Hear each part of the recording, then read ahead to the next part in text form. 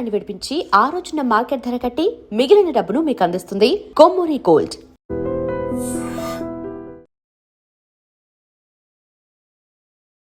నమస్కారం, welcome to I dream. ధర్మ మార్గం విత్ విజిత కార్యక్రమానికి స్వాగతం.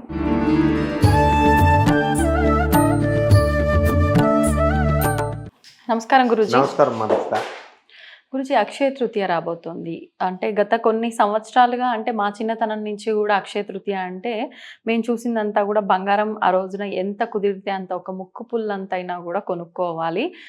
ఎంతైతే ఆ రోజు కొనుక్కుంటామో, అంటే ఎంత కొనుక్కున్నప్పటికీ ఆ రోజు కొనుక్కుంటే మనకు మళ్ళీ మళ్ళీ కొనుక్కునే అవకాశాలు ఏర్పడతాయి అని చెప్పి, మంచిగా ధనం సమృద్ధిగా ఉంటుంది అని చెప్పి, అది అంటే లక్ష్మీ ఆగమనానికి ఒక నిదర్శనము అని చెప్పి రకరకాలుగా చెప్పేవారు.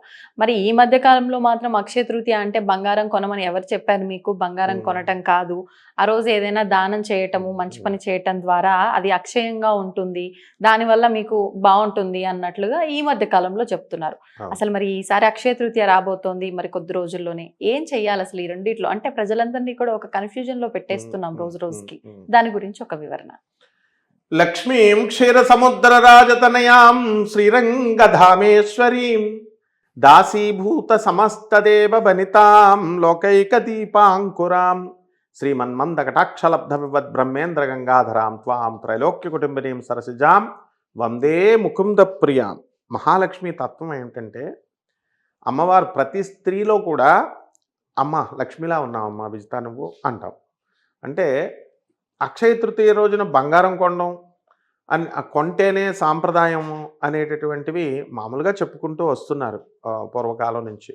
ఎందువలన అలా చెప్పారంటే, ప్రతి స్త్రీ కూడా అందంగా ఉండాలి, బంగారానికి అందాన్ని ఇచ్చే గుణం ఉంది. అందుకని బంగారం ముందు ఏదో ఒకటి కొనుక్కొని వేసుకోవాలా. మామూలుగా వీళ్ళు కొనడం లేదు. భర్త ఇప్పుడు కొనమన్నాం అనుకోండి, ఉత్తప్పుడు కొంతమంది భర్తలు ఏం చేస్తారు, ఎందుకు ఇప్పుడు ఎందుకు అని అంటారు. పెళ్ళైన కొత్తలో మాత్రం కొంటారు. ఇంకా పెళ్ళి చిన్న పిల్లోడు, ఇంకా వాడు పుట్టను కూడా పుట్టడు, వాడు పుట్టకుండానే వాడికి ఉంగరం తయారు చేయిస్తాడు. ఎందుకు? తక్కువ బంగారంతో అవుద్ది కాబట్టి. అలాగే కొత్త మోజులో భార్యకి వద్దన్నా సరే బంగారం షాప్ తీసుకెళ్తాడు. మరి అదే ప్రేమ అదే లాస్ట్ వరకు ఉండాలిగా, సంవత్సరం కొనాలిగా. మరి అదే మరి ఎందుకు ఏమైపోయింది? అందువలన పండితులు ఏం చేశారంటే, పాపం ఆడవాళ్ళ పార్టీ ఎప్పుడైనా సరే పండితులు, అంటే ఇప్పుడున్న పండితులు కాదమ్మా, మన వశిష్ఠుడు, అగస్త్య మహర్షి ఇలాంటి వాళ్ళంతా ఋషులు ఏం చేశారు, వీళ్ళు ఎలాగో కొనరు, వీళ్ళు మనము అక్షయ తృతీయ రోజున కొనేటటువంటి నిబంధనలు ఆచార వ్యవహారాల్లా పెట్టారు. దానివల్ల కొనుక్కుంటే వాళ్ళే దాచుకుంటారు కదా, ఒకేసారి కొనలేరు పాపం. కొంచెం దాచుకుంటే వాళ్ళకి ఆడపిల్ల పుడుతుంది. ఆడపిల్ల పెళ్లి టైంకి ఒక 20 సంవత్సరాలకి 17 సంవత్సరాలకి కొంత బంగారం అవుతుంది, అప్పుడు ఇస్తారు అనేటటువంటి, కట్నానికి పనికొస్తుంది, ఆమె పుట్టింటికి వెళ్ళేటప్పుడు పనికొస్తుందన్న ఉద్దేశంతో మాత్రమే ఇది పెట్టారమ్మా. వాస్తవంగా చెప్పాలంటే ప్రతి ఆచార వ్యవహారం కూడా ఇలాగే తయారవుతుంది. అయితే ఈ యొక్క లక్ష్మీదేవి అక్షయ తృతీయ రోజున వెళ్ళి కొంటే తప్పేం లేదు. ఇప్పుడు భర్తను అడుగుతాము, వాడు కొండవు. అదే ఈరోజు ఆచారం, ఈరోజు వ్యవహారము, ఈరోజు కొంటేనే మీకు లక్ష్మి కలిసి వస్తుందని వెంటనే కొంటాడు వాడు.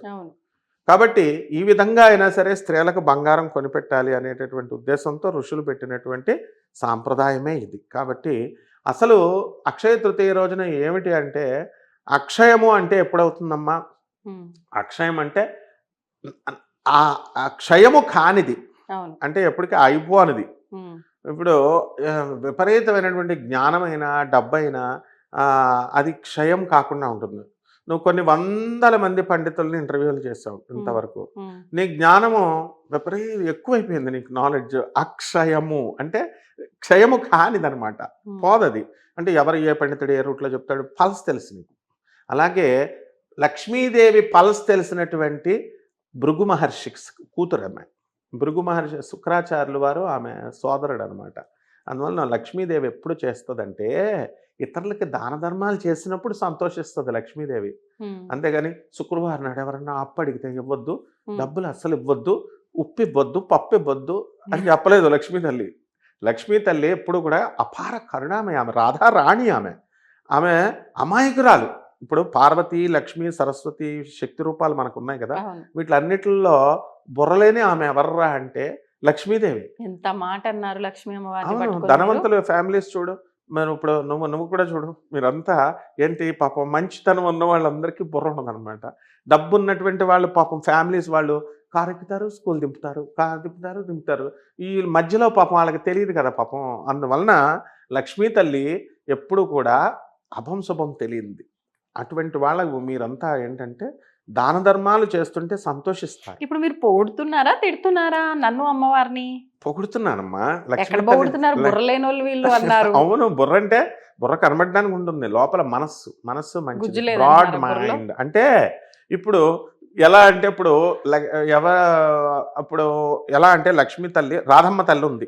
రాధమ్మ తల్లిని కృష్ణుడు వెళ్ళి, ఇదిగో రథ, నువ్వు రుక్మిణికి వెళ్ళి చెప్పు, యుద్ధానికి ప్రద్యుమ్నుని పంపమని చెప్పు అని అంటుంది. అంటే సుభద్రాదేవి వెంటనే వస్తుంది. వెంటనే వచ్చి, రాధా ఏంటి వెళ్ళిపోతున్నావు నువ్వు? నేను గుడ్డిగా నమ్ముద్దు రుక్మిణి, చెప్పొద్దు అట్లా. ఎందుకనంటే కృష్ణుడు ఇగో నువ్వు ఇప్పుడు వచ్చాడేమో నీ లైఫ్లో. నేను పుట్టుకతో కృష్ణుడితో పుట్టాను. నా సోదరుడు, నా రక్తం కృష్ణుడి రక్తం ఒకటే. నాకు కృష్ణుడి గురించి తెలుసు. ఎట్టి పరిస్థితుల్లో అభిమన్యుడు నా కొడుకు చచ్చిపోతాడని తెలీదా యుద్ధానికి పంపినప్పుడు? తెలుసు ఆయనకి. ఆయన యుద్ధానికి పంపిస్తాడు. తర్వాత నీ ఇష్టం. నువ్వు ప్రద్యుమ్నుని చెప్తే మళ్ళీ యుద్ధంలో ఖచ్చితంగా కృష్ణుడి కొడుకుల్లో ఎవరో ఒకరు చచ్చిపోతారని ఆయనకు తెలుసు. నీ చేత రికమెండేషన్ చేయించి నిన్ను ఇరికిస్తున్నాడు. చెప్పకు నువ్వు రుక్మిణికి అంటాడు. అంటే రుక్మిణి ఈమె రాధమ్మ వెళ్ళి పాపం అమాయకురాలు ఆమె.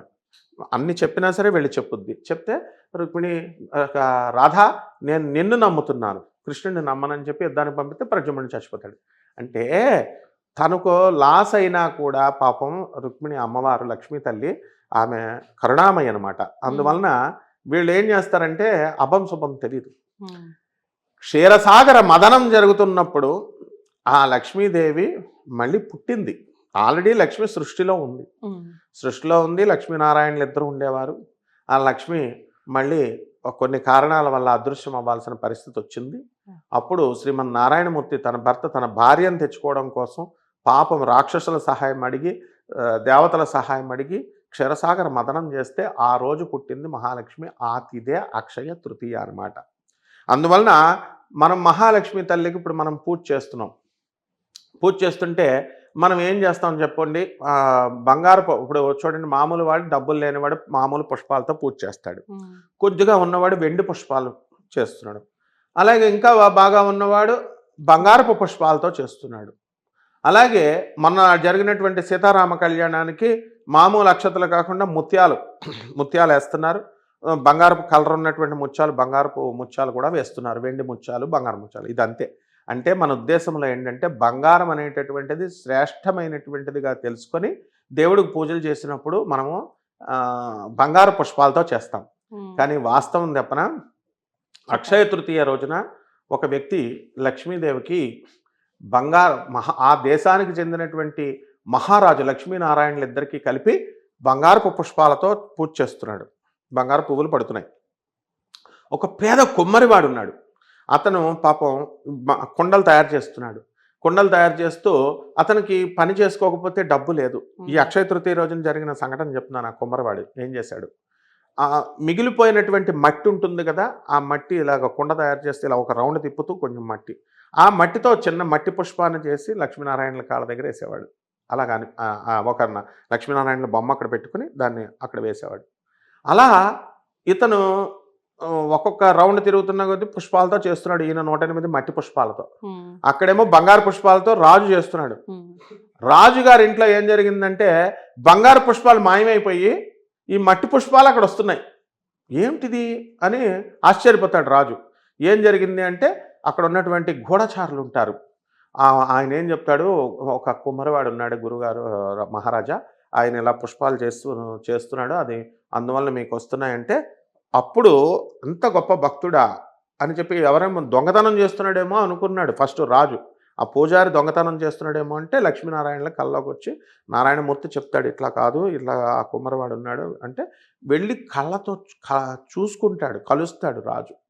మట్టి పుష్పాలతో వేస్తే అంటే లక్ష్మీదేవికి మట్టి పుష్పాలైనా బంగారు పుష్పాలైనా ఒకటే, మనస్సు చూస్తుంది. కానీ మనిషి మనం అలా కాదు కదమ్మా. భార్య ఏం చేస్తుంది? మట్టి పుష్పాలతో తెస్తే భర్తని అన్నం పెడుతుందా? పెట్టదు. అందుకని బంగారం కొనమాలి. కాబట్టి కారణంగా అక్షయ తృతీయ రోజున కొంచెం ఎంతో కొంత బంగారం, తులం బంగారం అంటే తులం బంగారమైన ఆ కాలంలో వీళ్ళు కొనేవారు. కాసు బంగారం, లేకపోతే కాసుల పేరు అనేవారు. చూసావా, కాసు. అలా తులం కానీ కాసు కానీ, లేకపోతే లేనివాడు కొంచెం బంగారం కానీ, ముక్కుపడకున్నంత బంగారం కానీ, ఎంతో కొంత బంగారాన్ని ఖచ్చితంగా కొని తీరాలమ్మా. దాన ధర్మాలు చెయ్యాలి. అంటే బంగారం షాపుల వాళ్ళకి లాభం అనేటటువంటి ధోరణి నేను కూడా చాలా ఉపన్యాసాల్లో బంగారాలు ఏదో ఒక దానాలు చేయండి, బంగారం కొంటే కాదని అన్నాం. కానీ మరి చిన్నపిల్లలకు పోగేయాలి కదా.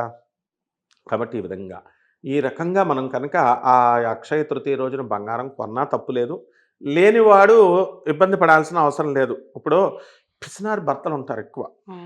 ఆ పిసినారి భర్తలు ఆఫ్టర్ మ్యారేజ్ ఎక్కువ కూడా కాదు, జస్ట్ సెకండ్ ఇయర్లోనే కొండు. ఫస్ట్ ఇయర్లో అబ్బా నువ్వు లేకపోతే ఇది లేదు అది లేదు అని చెప్పేసి ఫస్ట్ ఇయర్లో కొనేస్తాడు. ఇంకా అంతే ప్రాప్తి. సెకండ్ ఇయర్లో మనం బలవంతాన్ని కొనిపించాలి భర్తల చేత. అందుకని ఈ అక్షయ తృతీయ పండగ అనేటటువంటిది అందుకోసం స్త్రీల కోసం పెట్టబడింది. కంపల్సరీ ప్రతి భర్త తన భార్యగా లైఫ్ లాంగ్ కొనిపెట్టి తీరాలి.